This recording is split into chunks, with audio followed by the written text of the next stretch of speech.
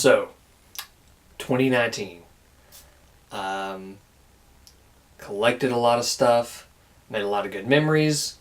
One thing I didn't do was make a lot of videos. Now that's my bad. I intended to make way more. I intended to do monthly updates. As you can see, I'm still trying to update that. Although I'm really delayed and behind on my schedule. Wanted to do tons more mystery media stuff, but this will all come in 2020.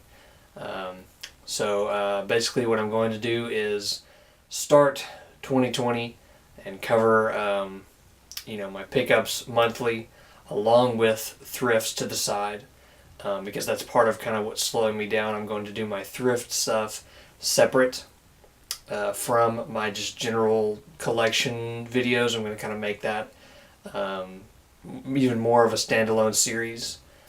And then I'm also going to try and play catch up with the past months of 2019 that I haven't gotten to yet, which is basically like half the year, I think. But I actually have a lot of them already shot. I just need to edit them and put them up on YouTube. As for thrifts, I also have a lot of footage in the bag ready to go. Just need to be edited, put together. And now I'm going to be doing thrifts kind of with no constraint as when it took place. Kind of edit them together in kind of the most logical way possible. And then at the end, do a sit down like I do with my other videos and kind of, go through each Blu-ray or CD or record and kind of describe my interest in it, basically. But all that being said, promises, right? I'm going to give you some content right now. So this is going to be basically what I purchased on Black Friday and a little bit of what I got for Christmas. So Merry Christmas to you and yours. I'm wearing my Star Wars shirt here, as you can see. And let's get into it. So, starting off with some Black Friday hauls. Mostly Blu-rays. Planes, Trains, and Automobiles. I think I got this for like $6. I only watched it last year for the very first time, but it had a lot of heart. And especially being a John Hughes movie with John Candy and Steve Martin. You can't go wrong with that. Super Troopers. I think I got this for like $4 or something. Broken Lizard. Love most of their comedy. I think this is like the best thing they've ever done. Dodge City. So this is a Warner Brothers movie, as we all know. I'm a big fan of Warner Brothers because they put their movies out on Blu-ray, no matter how old or obscure they are sometimes. And this is not obscure, but it is pretty old. I believe it is 1939, and it is Errol Flynn and Olivia de Havilland. Never seen this before. It's a blind buy, but I got it for really cheap considering it's kind of a more expensive Warner Brothers title. Excited to watch it. Game Night. Hadn't seen this either, but I heard good things about it. Watched it, and it was pretty good. Kind of interesting humor, just kind of good comedy action with some cool quirkiness mixed in there. And of course, my love of board games connects with their experiences in the movie. Anna Kendrick and Blake Lively, A Simple Favor. Haven't seen this yet, haven't watched this, but it really intrigued me when it first came out. The kind of maybe a thriller, maybe a little bit of a dark comedy, stuff like that interests me, so excited to take a look at this. The Man Who Killed Don Quixote. This is supposedly a movie that has been mired in production issues for a very long time, which is kind of what the movie's about, so it's like life imitating art, supposedly. I don't know. Honestly, I don't know that much about it, but I know it has some interesting people in it and an interesting story. And besides all that, it was a good Black Friday deal because I think I got it for like $7. Normally it's like $25 on Amazon. Most of these I got from Amazon that I've listed so far. And two other deals that I got on Amazon were these. Songwriter and White Line Fever. These are both Mill Creek releases. The retro VHS slipcover. Never seen White Line Fever, kind of a trucker movie. Excited to watch that. And Songwriter, one of my favorite movies ever. Chris Christopherson, Willie Nelson, both in their prime. And it's actually an awesome movie. It's not just kind of kitsch thing because they're, country singers. That's the topic, is being country singer-songwriters, what it's like having to deal with the business of songwriting and kind of going against the big establishment there. Definitely a prized possession of mine for years to come. That's the truth. Got this on a deal, Entertainmart Online, I believe, Lawrence of Arabia. Supposedly one of the best, 1080p Blu-ray cuts they've ever made. Never seen it before. I know it has Alec Guinness in it.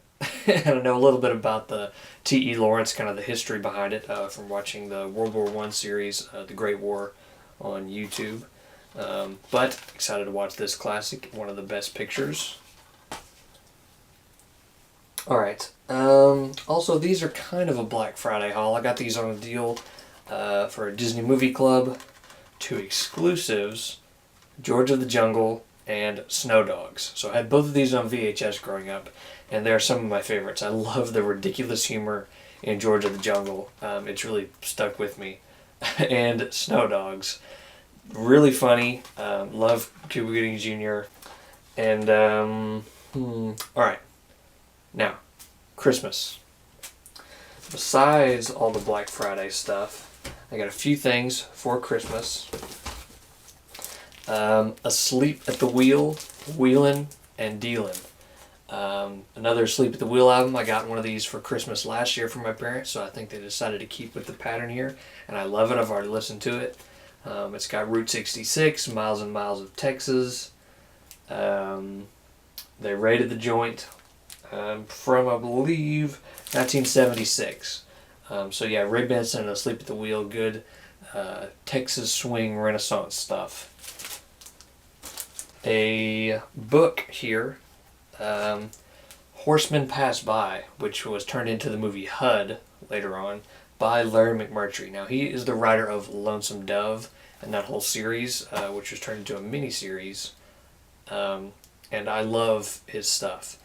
I find his writing style interesting, and obviously his subjects tend to cover Texas, small-town Texas life, past, present, and stuff like that. So this is kind of a pretty short novel. I've kind of been slacking on my reading lately, and I'm thinking something small like this will be a good jump start to get me back into it.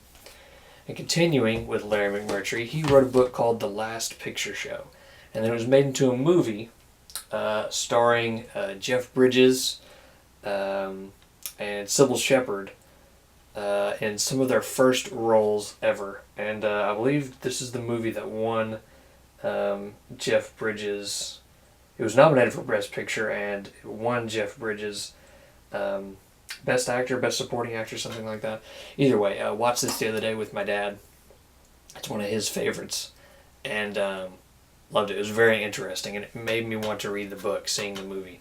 But very stylistic and very, a realistic,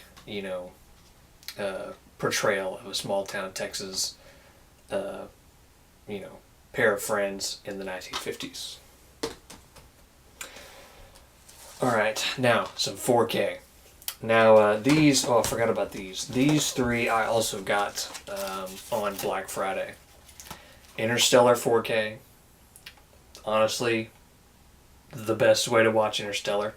This is one of my favorite movies of, I think this probably is my favorite movie of, what year did this come out? 2014, yeah. I remember seeing this with my friend. We went to the theater. It was like, 5 or 6 or something, and then we came out and it was, 9, and we were like, how long have we been gone? Because the movie deals with, the weirdness of relativity in space. So we were joking coming out of the theater about, being on a trip of, how long exactly were we in there watching Interstellar at the movie theater? Unforgiven. I've heard this is a very good cut of it on 4K. I've watched parts of this when it was on TV with my parents, but I've never seen it completely, so excited to watch it. I said that a lot, excited to watch it. I need to get a new catchphrase there. And The Big Lebowski on 4K. Supposedly the Blu-ray transfer was kind of meh, so I went ahead and skipped and waited for this 20th anniversary 4K, and this is probably, it's one of my top 5 favorite movies, and the dude abides. That's all you can say. And I've watched the 4K on here, and it is really, really good. But besides that, the quality, ultimately, what does it matter? Because the Big Lebowski, it's the content and the characters in the movie. That's why I love it. And speaking of which, a movie that also, like the Big Lebowski, looks really good in 4K, but ultimately, it's about the movie itself, is Once Upon a Time in Hollywood by Quentin Tarantino. I saw this at the theater, and it blew me away. I'm not really a huge Quentin Tarantino fan, but this movie I think is probably one of the best ones he's ever made. It's very focused. Even the violence, although it's there and gratuitous, it's very specific, purposeful, and even toned down, you might say, from his other stuff. And that's why I really appreciate it. I think he really went all in on making this. And also, my favorite color is orange. I love the orange poster here, and orange on the edge of the slipcover. Beautiful.